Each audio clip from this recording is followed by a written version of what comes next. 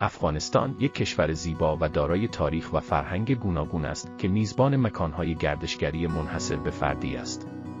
از کوهستان‌های خیره کننده تا تمدن‌های باستانی، این کشور دارای مقاصدی است که برای هر گردشگری جذابیت دارد.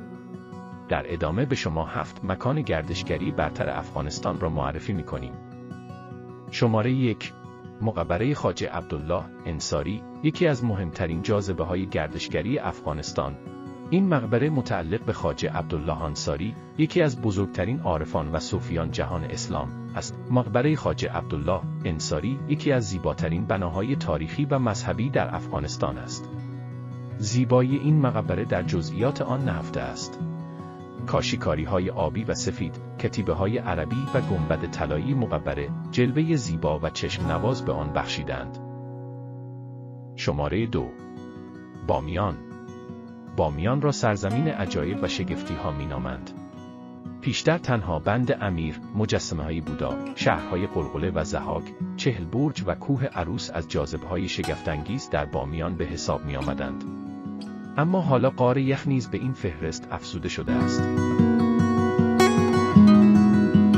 شماره 3. هرات، شهری با تاریخ قدیمی و معماری متنوع است. در هرات می توانید از آثاری مانند باغ جهانگیر، مسجد جامع هرات و قلعه هرات دیدن کنید.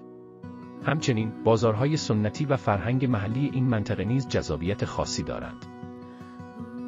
شماره 4. مناره جام، بنایی باستانی در آستان غور است. این مناره در فهرست میراث جهانی یونسکو ثبت شده است.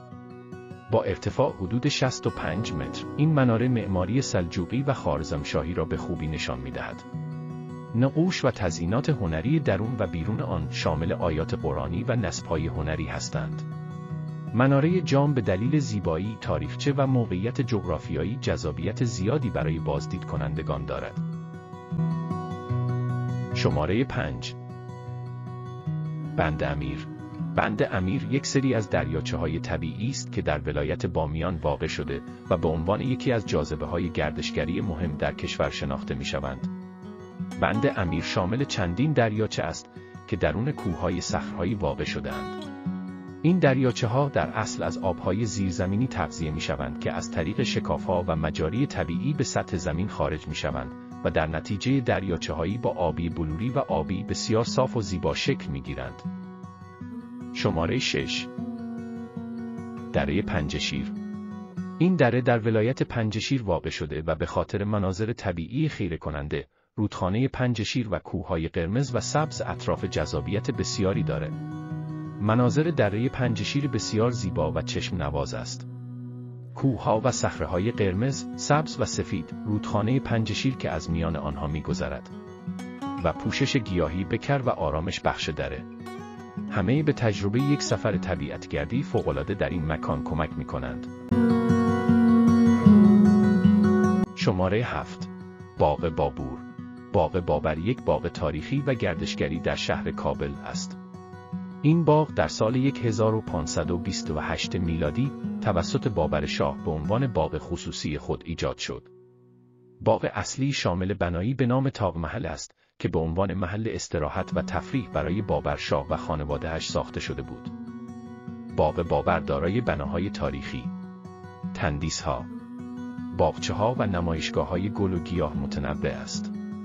چمن‌های سبز، درختان بلند و بوته‌های گل و گیاهان آرایشی، این مکان را به یک محل آرامش بخش برای گردشگران تبدیل کرده است. باغ بابر همچنین میزبان رویدادهای فرهنگی و هنری متعددی است، از جمله نمایشگاه‌ها، کنسرت‌ها و مراسم هنری. همچنین در باغ بابر موزهایی به نام موزه باغ بابر واقع شده است که مجموعی از قطعات تاریخی، هنری و فرهنگی افغانستان را نشان می‌دهد. با تشکر از شما که به 7 مکان گردشگری برتر افغانستان توجه کردید. امیدوارم این معرفی به شما کمک کرده باشد تا بهترین تجربه گردشگری را در این مناطق فراهم کنید. لطفاً لایک و کامنت را فراموش نکنید و در آخر مثل همیشه زنده باد انسانیت.